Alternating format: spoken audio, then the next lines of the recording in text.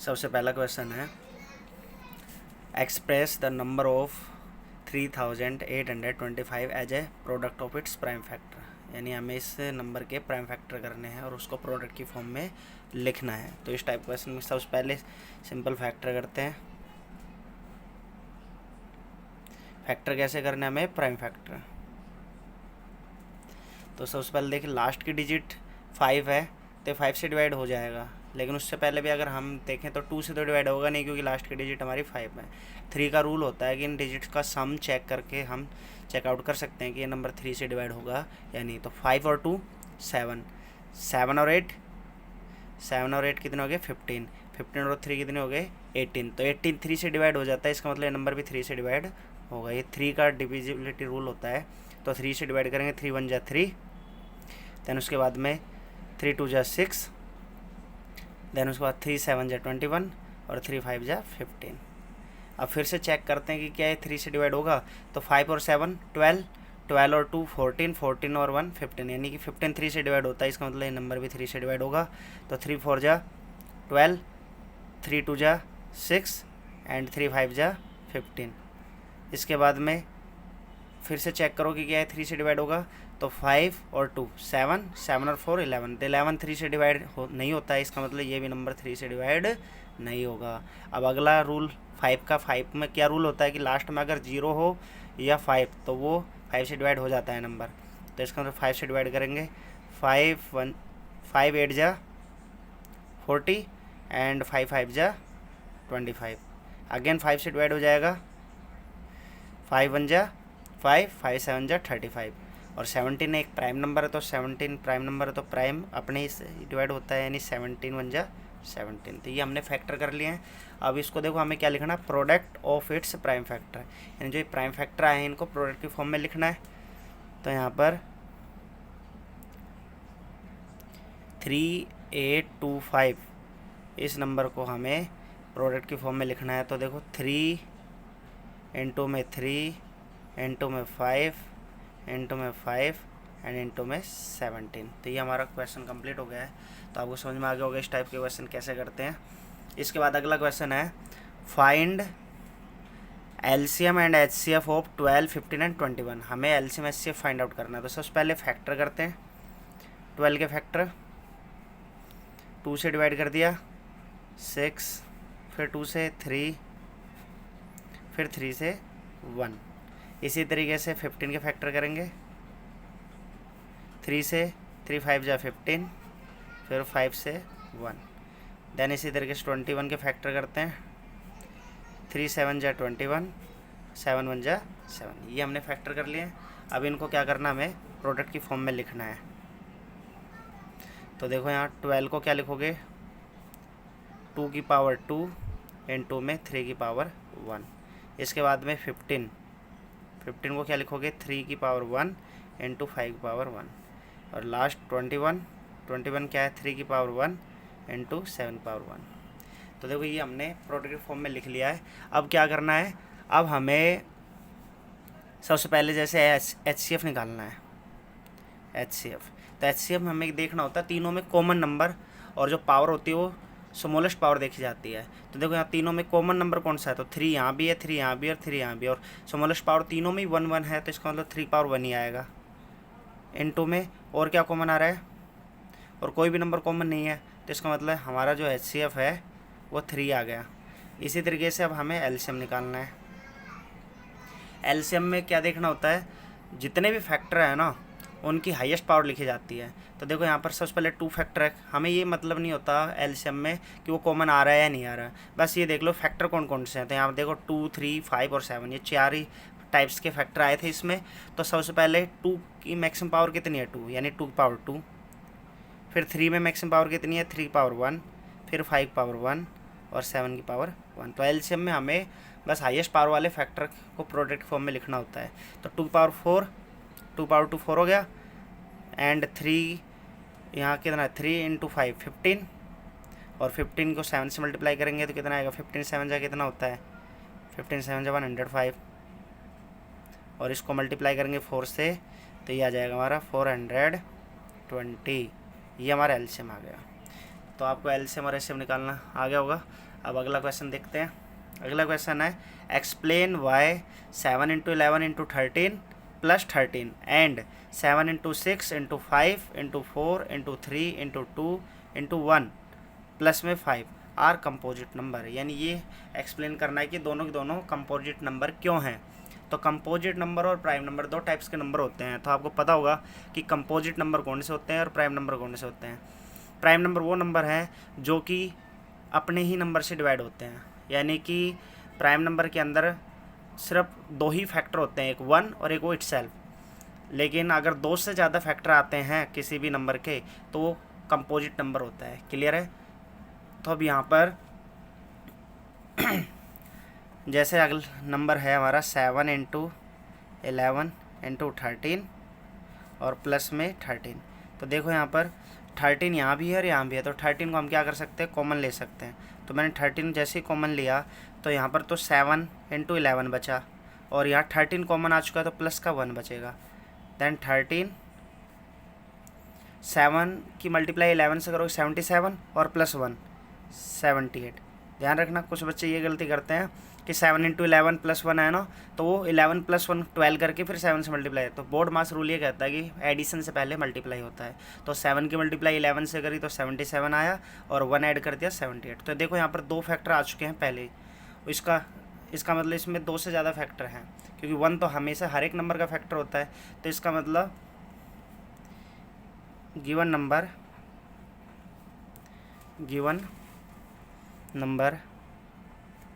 Has more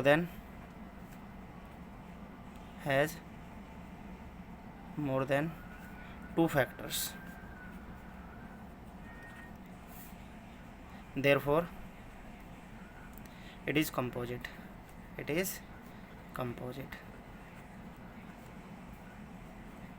आ गया समझ में। अब इसी तरीके से हमें अगला नंबर है उसको भी एक्सप्लेन करना है। तो अगले में भी सेम इसी तरीके से क्या नंबर है, 7 × 6 × 5 × 4 × 3 × 2 × 1 ब्रैकेट +5। तो क्या करोगे इसके अंदर हम क्या कर सकते हैं, 5 कॉमन ले सकते हैं ना। तो इसमें से हम 5 कॉमन ले लेते हैं। देखो 5 कॉमन लूँगा मैं तो यहाँ क्या बचेगा, 7 × 6 × 4 × 3 × 2 × 1 और ये 5 कॉमन आ चुका तो प्लस का 1। ठीक है। अब फिर से 5 मल्टीप्लाई करते हैं, 7 की मल्टीप्लाई कर लेते हैं किससे, 6 से। तो कितना हो गया 42, यानी कि 42 और यहाँ कितना हो जाएगा इनटू में 4 × 3 = 12, 12 × 2 = 24 और प्लस में 1। अब हमें क्या करना है, इनकी मल्टीप्लाई करनी है, यानी मल्टीप्लाई करेंगे किसकी, 42 की और 24 की। तो यहाँ पर कितना आ जाएगा 8 और यहाँ भी 8, यानी कि 42 और 24 क्रॉस मल्टीप्लाई करेंगे तो 16 + 4 ये कितना आया 20। तो 20 का 0 लिखेंगे, 8 आगे चला जाएगा। तो यहाँ पर एक तरीके से कितना आया 10 0 8, ये मल्टीप्लाई आ गई और प्लस का 1 है। अब देखो ध्यान से ये ब्रैकेट यहाँ नहीं था, सॉरी, ये ब्रैकेट यहाँ लगेगा, ठीक है ना, क्योंकि कॉमन लिया था हमने दोनों एक्सप्रेशन से। तो ये हमारा नंबर यहाँ ब्रैकेट नहीं यहाँ पर है। तो इसका मतलब कितना आया, ऐड करेंगे तो इसमें ये आ जाएगा 1009। तो देखो यहाँ पर भी कितने फैक्टर आए, 2। तो इसका मतलब ये भी क्या है, देयरफॉर इट इज़ कंपोजिट। तो समझ में आ गया होगा कैसे करना था क्वेश्चन। अब देखो अगला क्वेश्चन करते हैं।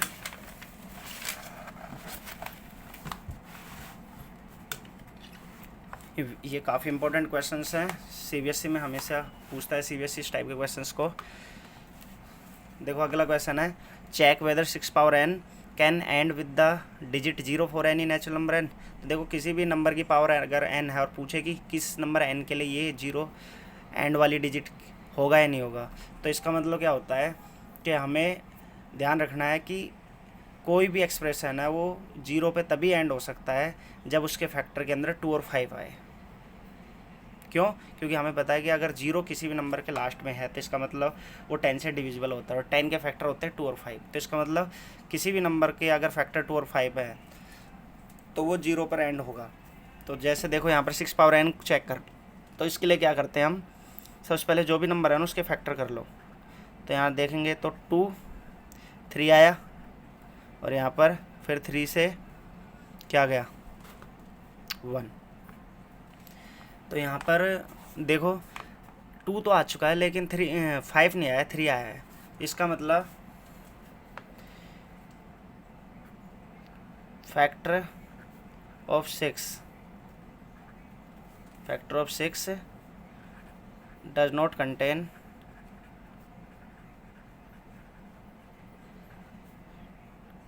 Five, therefore 6 power n cannot end with the digit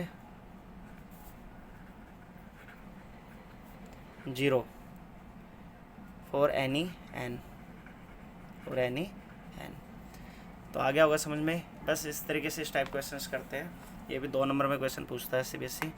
अगला, गिवन डैट HCF, हमें HCF दे रखा 2 नंबर का। जब भी इस टाइप से है तो इसका मतलब ये नंबर्स हैं और उनका HCF पहले से गिवन है हमें, और LCM पूछा उन दोनों नंबर का। तो इस टाइप के क्वेश्चन क्या करते हैं, तो ऐसे में HCF और LCM के बीच में और दोनों जो नंबर है उनके बीच में एक रिलेशन होता है, क्या कि HCF इनटू में LCM, ये हमारा इक्वल होता है उन दोनों नंबर के प्रोडक्ट के। तो यहाँ पर देखो HCF कितना है 45, LCM हमें निकालना है। ए नंबर, ये ए है, ये भी ए नंबर हमारा 135 और दूसरा नंबर हमारा 225। इसके बाद में LCM निकालना है, तो LCM के साथ जो भी मल्टीप्लाई में है वो डिवाइड में आएगा। तो इसको डिवाइड कर देते हैं, किससे डिवाइड करेंगे, तो 9 से कर देते हैं। 9 5 जा 45, और इसे 9 से करेंगे तो 9 1 जा 9, और 9 5 जा 45, यानी 15 आया। 15 को और डिवाइड कर दो, इसे कितना आएगा 3। तो इस तरीके से अब हमें क्या करना है, इस 3 की मल्टीप्लाई 225 से कर देते हैं, तो ये आ जाएगा 15 7 और 6। तो ये हमारा आंसर है 675, 675। ठीक। अब इसके बाद में अगला लास्ट क्वेश्चन है, देखिए, find the HCF of 612 and 1314 using the prime factorization. यानी कि प्राइम फैक्टराइजेशन यूज करके हमें HCF फाइंड आउट करना है। कैसे करते हैं, तो इसमें भी कुछ नहीं है, बस फैक्टर करो पहले। किससे डिवाइड होगा, 2 से। तो यहाँ 2 3 जा 6, एंड यहाँ क्या गलती करते हैं बच्चे, कि जैसे 2 3 जा 6 किया और वो लिख देते हैं 2 6 जा 12, यानी 36 लिख देते हैं इस जगह पर। बट ध्यान रखना, जब भी 2 डिजिट एक साथ लिखनी होती है तो 0 लगाया जाता है पहले, यानी 2 6 जा 12, तो 306 आएगा। बहुत से बच्चे 36 लिख देते हैं, तो इस चीज़ का ध्यान रखना है। अब फिर 2 से डिवाइड हो रहा है, 2 1 जा 2, 2 5 जा 10, और 2 3 जा 6। इसके बाद में ये नंबर किससे डिवाइड होगा, 2 से तो होगा नहीं, तो 3 का रूल, 3 और 5 8 और 1 9, तो इसका मतलब ये 3 से डिवाइड हो जाएगा। 3 5 जा 15, 3 1 जा 3। इसके बाद 3 से फिर से अगेन 17 आ जाएगा, और 17 से ही डिवाइड होता है। इसी तरीके से अब हमें ये करना है,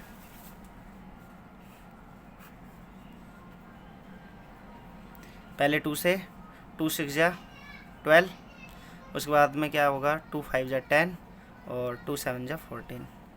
फिर ये देखो 2 से तो होगा नहीं अब, और 3 के लिए क्या रूल है, 7 और 5 12, 12 और 6 18, तो 18 3 से डिवाइड हो रहा है, तो इसका मतलब 3 2 जा 6, 3 1 जा 3, 3 9 जा 27।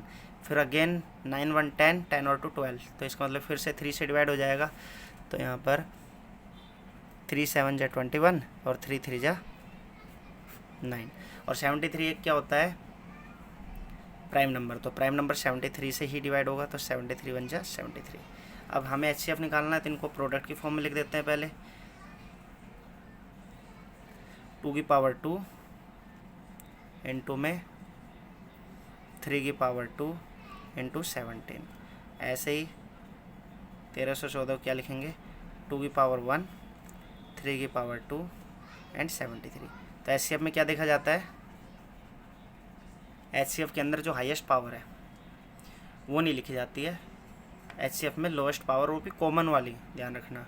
तो कॉमन इसमें जैसे 2 दोनों में आ रहा है, लेकिन पावर 2 पावर 1 लोएस्ट पावर है इनटू में, फिर 3 दोनों में कॉमन है और दोनों में पावर सेम है तो 3 पावर 2 ही लिखेंगे। उसके बाद में यहाँ और ये ना तो 17 और ना ही 73 कॉमन है, तो बस यही है कॉमन पार्ट। तो इसका मतलब 2 इंटू में 9 यानी 18, ये हमारा HCF है। तो ये प्राइम फैक्टराइजेशन मेथड यूज़ करके हम HCF निकाल सकते हैं। तो इस तरीके से आप सभी को ये सारे क्वेश्चन समझ में आ गए होंगे।